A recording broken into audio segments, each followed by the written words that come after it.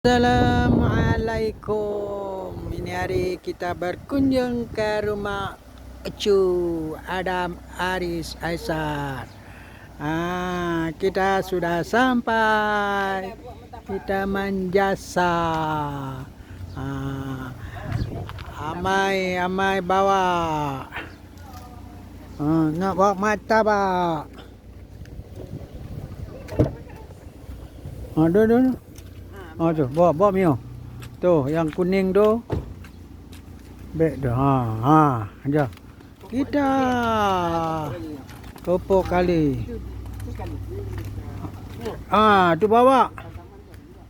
Tu martabak dengan apa jagung. Ini hari kita berkunjung ke rumah Acu di Taman Jasa. Jalan nomor 24. Tu kereta ayu. Ni kancik. Ni kelisa.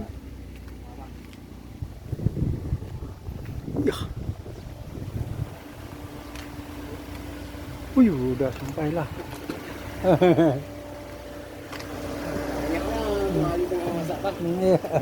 Dah belajar Adam tu?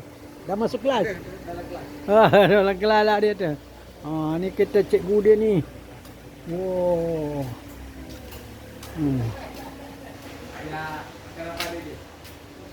Ini rumah. Ni rumah Acu. Assalamualaikum. Ni saya tak kenal ke?